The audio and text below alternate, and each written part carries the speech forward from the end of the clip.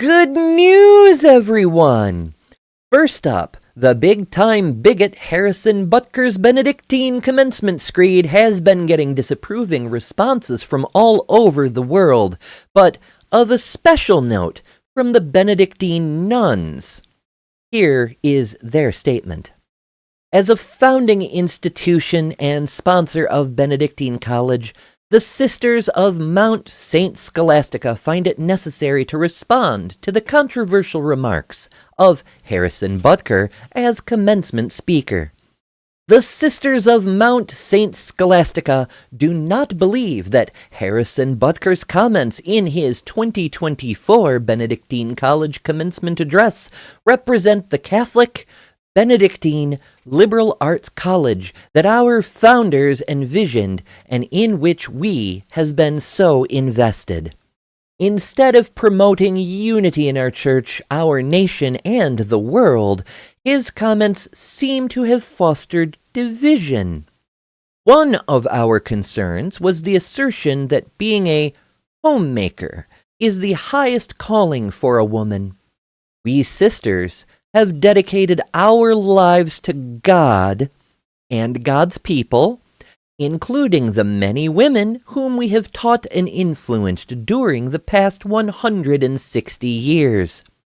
These women have made a tremendous difference in the world in their roles as wives and mothers, and through their God-given gifts in leadership, scholarship, and their careers.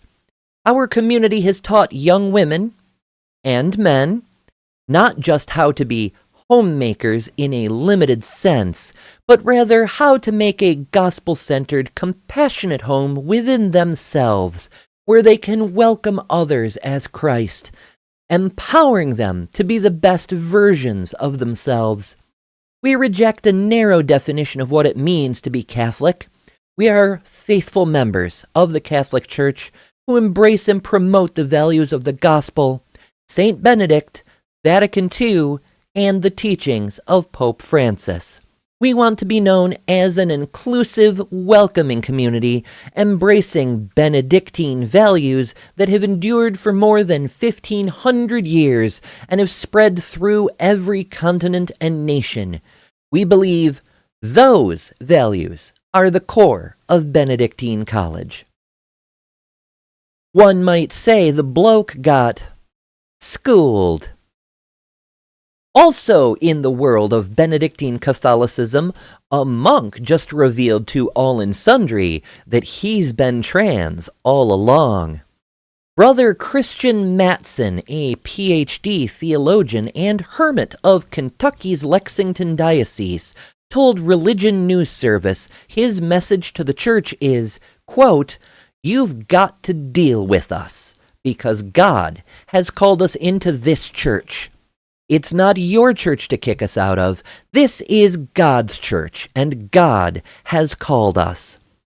Last month, you may recall, the Vatican issued a declaration titled Infinite Dignity, which bemoaned the existence of trans people and accused people who alter their bodies with sinful things like open heart surgery and cancer treatments, one must imagine, of playing God. The declaration was approved by Pope Francis, who, like all popes, has yet to take decisive action on the priest-predator problem, which is a sure sign he has nothing but the best intentions for the faithful at heart. Probably. Brother Matson transitioned in 2006, became Catholic in 2010, and took his vows as a monk in 2022, after spending years trying to find a bishop willing to have him.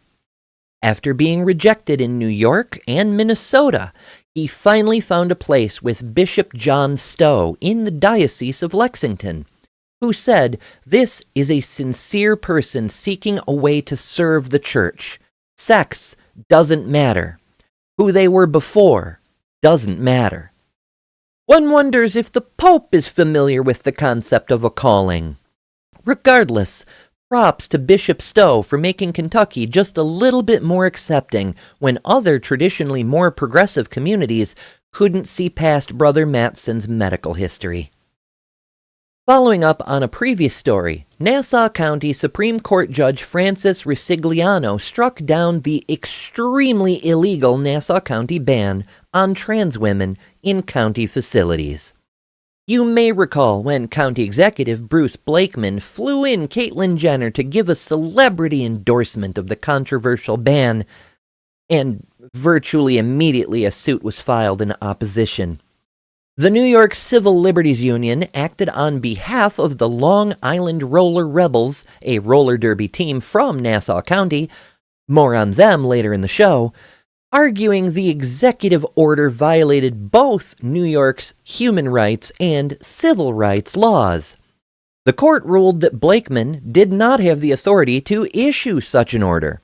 Spokesman for the Civil Liberties Union, Gabriela Larios, issued a statement saying, quote, "We are gratified the court has struck down a harmful policy that belongs in the dustbin of history. The ruling deals a serious blow to County Executive Blakeman's attempt to score cheap political points by peddling harmful stereotypes about transgender women and girls." For context, a 2017 report in the journal Sports Medicine reviewed several studies and found no conclusive evidence trans people have any significant advantage over their cisgender colleagues. And an IOC report earlier this year found that trans women have a demonstrable disadvantage compared to cis women. Blakeman's uninformed, common sense comments notwithstanding. Blakeman vowed to appeal, promising he won't rest until he gets to tell women and girls what's best for them. Elsewhere in the U.S., Mississippi, one of the states refusing to comply with Title IX regulations, is now facing a new legal action over, shock and surprise, Title IX regulations. Last week, the ACLU and other groups filed a complaint against Harrison County School District on behalf of a trans teen who was forbidden from attending her own concert because she was wearing a dress. At issue is the district's sex-specific dress code policy, already a clear act of discrimination, but carries the additional violation of requiring students to comply in a manner consistent with their, quote, biological sex at birth, as laid out in the student handbook. Dresses for girls, pants for boys, just like the 1900s. CNN reports that last May, another trans teen in the same district wasn't allowed to attend her graduation after being told she had to wear boys' clothes, and a cis girl was pulled from the graduation walk because she had pants on under her robe.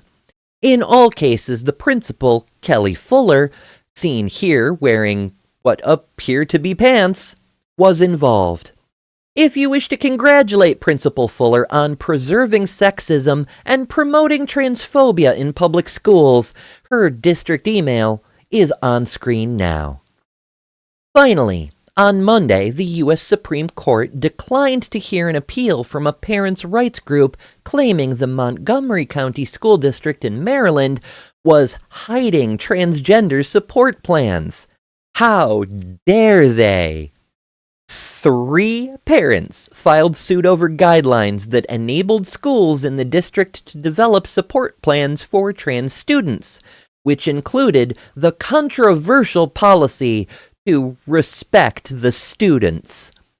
The Supreme Court did not see fit to explain their decision to not hear the case, which leaves in place an appeals court ruling that the parents in question had no standing, on the grounds that they had no evidence any such plans were put in place for their own kids.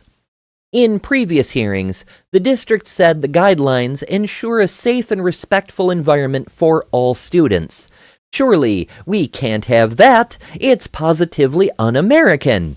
They went on to say, if a student chooses to disclose information to a staff member, that does not authorize school staff to disclose that student's information to others.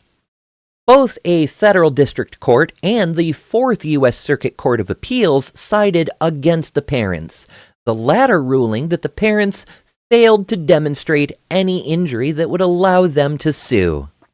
While SCOTUS's refusal to hear the case isn't the same as a decision itself, leaving the previous ruling standing effectively establishes a de facto precedent that may be used to further the concept of students' rights, as opposed to the recent trend of prioritizing parents' rights at the cost of student well-being, even when such a situation does not make any sense. With this particular Supreme Court, we have to take the wins we can get, and hope it gets better as we push forward. For the Transpositions, I've been Ember Belrad.